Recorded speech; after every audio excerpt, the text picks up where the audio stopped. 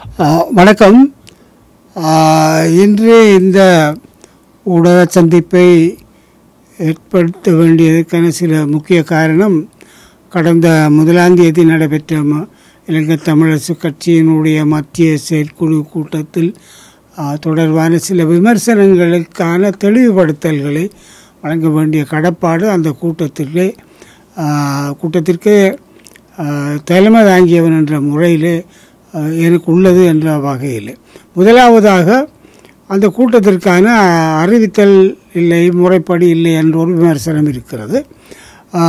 இலங்கை தமிழரசு கட்சியினுடைய ஜாப்பிலே மத்திய செயற்குழுவுக்கு எத்தனை நாள் அறிவித்தல் வழங்கப்படும் ஏற்பாடு இல்லை. ஆகவே எவ்வளவு வேண்டுமென்றாலும் மத்திய செயற்குழு கூட்டக்கூடிய உறுத்து உண்டு. ஆனால் பொதுவாகவே 4 நாளுக்கு மேற்பட்ட அறிவித்தல்கள் வழங்கி வந்திருக்கிறோம்.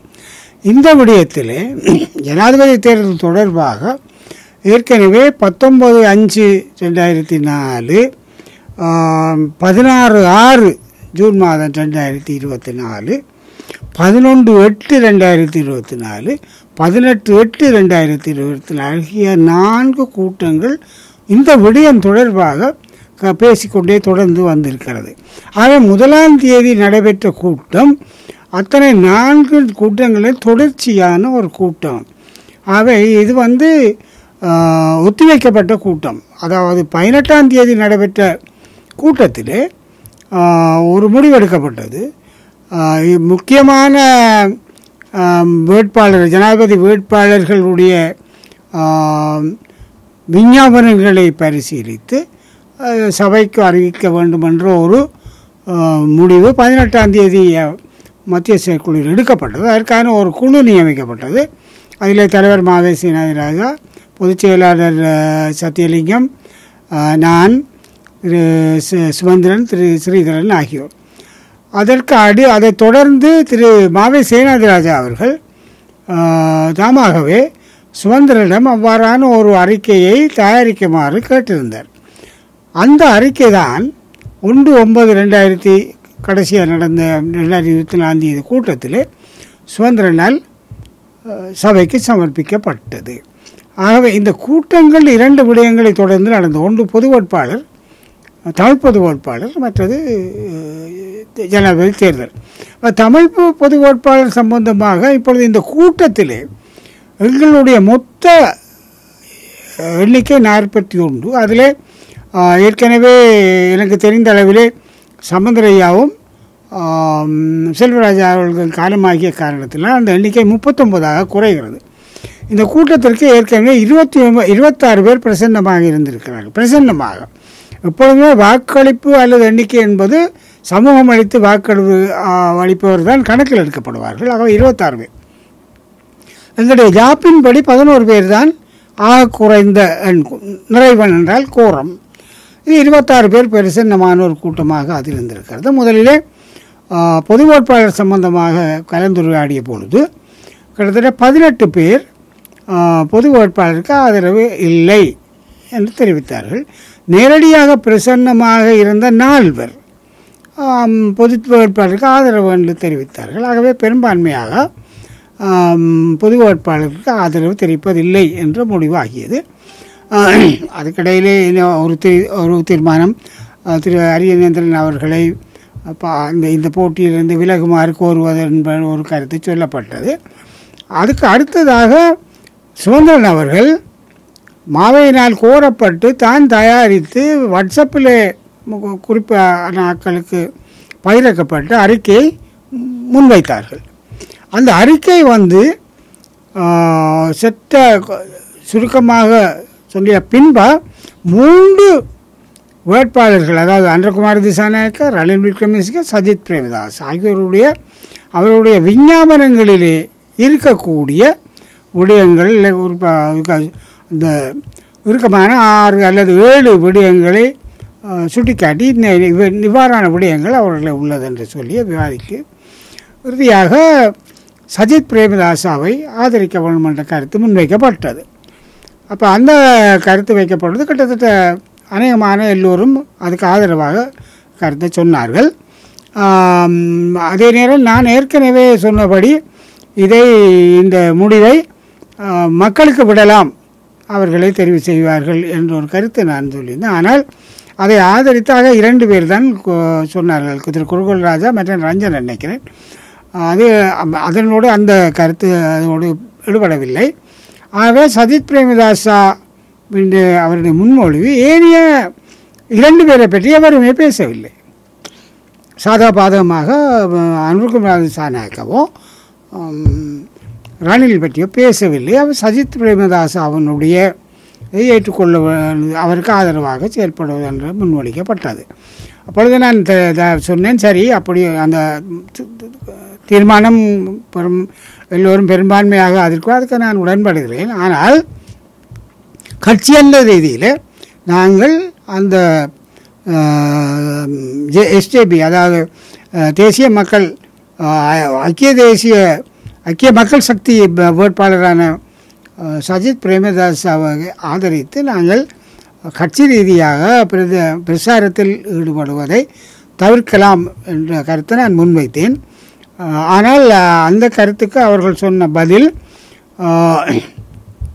நாங்கள் ஒரு வேட்பாளரை ஆதரிப்பதாக சொல்லிவிட்டு வெறுமனே வாழ இருக்க முடியாது, அவை எல்லை வைக்க வேண்டிய கடப்பாடும் எங்களுக்கு இருக்கிறது, அவை நாங்கள் அதை அந்த ஆதரித்து கருத்து பிரச்சாரத்தில் பங்கு பெற்ற வேண்டும் என்ற ஒரு கருத்து பரவலாக சொல்லப்பட்டது. ஆகவே நான் அவர்களுக்கு தெளிவாக சொன்னேன், அப்படி இருந்தால் என்னை பொறுத்தவரையில் நான் அந்த கட்சியினுடைய தீர்மானத்தை ஏற்றுக்கொள்கிறேன், உடன்படுகிறேன். ஆனால்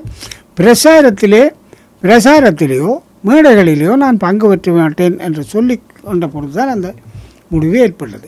முடிவை முன்மொழிந்தது வவுனியாவை சேர்ந்த உறுப்பினர் திரு சேனாதிராசா.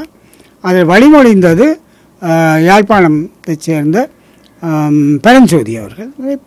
தீர்மானம் பெரும்பான்மையான அங்கத்தவர்களுடைய அங்கீகாரத்தோடு சஜித் பிரேமதாசாவை ஆதரிப்பது என்று தீர்மானிக்கப்பட்டது.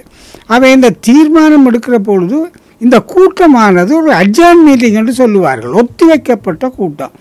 இப்போ அதாவது 5வது கூட்டம் தொடர்ச்சியாக நடந்து கண்டினியூஷன். அப்போ தொடர்ச்சியாக அந்த சட்டப்படி அல்லது நியாயப்படியும் இந்த ஒரு கூட்டத்திலே அன்ஃபினிஷ் பிஸ்னஸ் என்று சொல்லக்கூடிய முடிவராத விடயங்களை எடுக்கக்கூடிய ஒத்திவைக்கப்பட்ட கூட்டத்துக்கு அறிவித்தல் எதுவும் தேவையில்லை என்பது நியதி. அந்த வகையில் இந்த அறிவித்தல் என்ற பிரச்சனை எழாது. அந்த வகையிலே அந்த கூட்டம் முறைப்படியான அறிவித்தல் படி நடந்தது.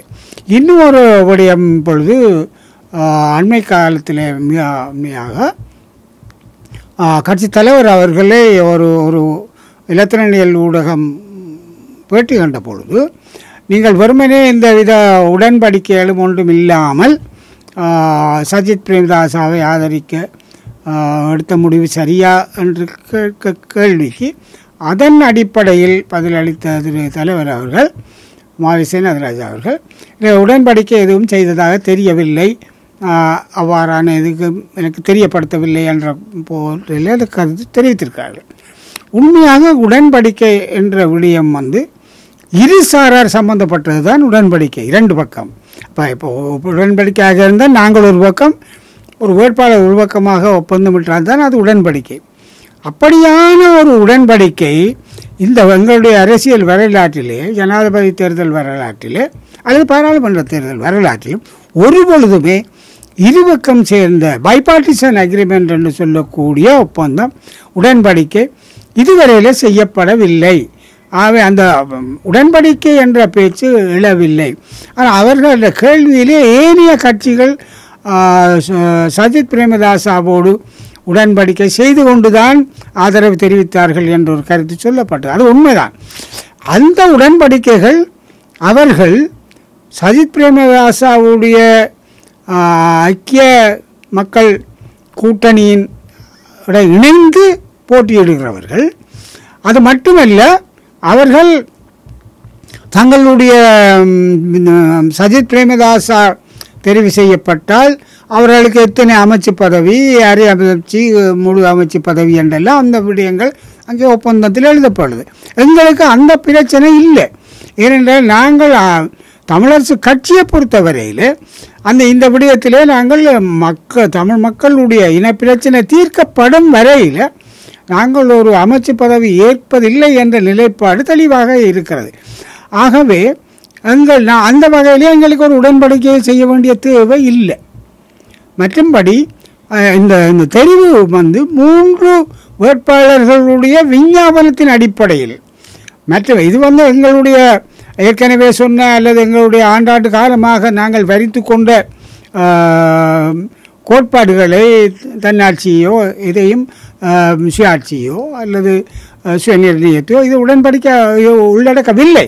ஆனால் அதை விலத்தித்தான் இந்த பரிசு ஒப்பீட்டு ரீதியில் பார்த்து சஜித்தை ஆதரிக்கின்ற ஒரு முடிவுக்கு அந்த மத்திய செயற்குழு வந்தது. ஆகவே உடன்படிக்கை என்ற பேச்சும் அதில் எழவில்லை. மற்றும்படி அந்த விடயங்கள் பரிசீலித்து சஜித்தை ஆதரிப்பதற்கு ஒரு முடிவு எடுக்கப்பட்டதை தவிர உடன்படிக்கை என்றது. ஆனால் அமைச்சு பதவி விடயமாக அவர்களுக்கு தெரியும், ஆனால் தெரியப்படுத்தப்பட்டும் உள்ளது. நாங்கள் கட்சியினுடைய நிலைப்பாடு அவர்களுக்கு தெரியப்படுத்தவும் இருக்கிறது. இதுதான் உண்மை. ஆனவையா உடன்படிக்கை என்ற பேச்சும் எழவில்லை, ஏன்னா இதுவரை காலமும் இருக்கவில்லை. அதை இதுவேளை தெளிவுபடுத்த வேண்டும் என்று நான் கருதியதாலே தான் இந்த ஊடக சந்திப்பை ஏற்பாடு செய்தேன். மாவசினார் அவர்கள் ஒரு இடத்தை ஒரு கட்சி தீர்மானத்தை நடைமுறைப்படுத்த வேண்டும் என்ற ஒரு சந்தர்ப்பத்திலே குறிப்பிட்டிருந்தாலும் இன்னொரு சந்தர்ப்பத்தில் குறிப்பிட்டால் இதோட தொடர்ந்து பேசி ஒரு முடிவு எடுப்போம் என்று கூறியிருக்கிறார். அவ்வாறான சந்தர்ப்பங்கள் மீண்டும் மத்திய குழு கூடுவதற்கான வாய்ப்பு உண்டு? இல்லை, நிச்சயமாக இனிமேல் இதை நான் சொன்னேன். ஏற்கனவே 5 கூட்டங்கள் நடைபெற்றாச்சு, தொடர்ச்சியாக முடிஞ்ச ஒரு முடிவு எடுத்தாச்சு. இனி அதில் ஒரு கூட்ட வேண்டிய தேவை இல்லை, அது பொருத்தமும் இல்லை. ஒரு மத்திய செயற்குழு கூடி இனி தீர்மானம் எடுக்க வேண்டிய தேவை எழாது. இனிமேல் எங்களுடைய நிலைமையை அந்த தீர்மானத்தை செயல்படுத்துகின்ற அதே அவரும் சொல்லியிருக்காரு. செயல்படுத்துவதை பற்றி பரிசீலிக்காமல் சொல்லியிருக்காரு. கூட்டத்தை பற்றி அவர் கதைக்கல. இனிமேலும் ஒரு மத்திய செயற்குழு இனி ஜனாதிபதி தேர்தல் சம்பந்தமாக கூட்டப்பட வேண்டிய தேவை இல்லை.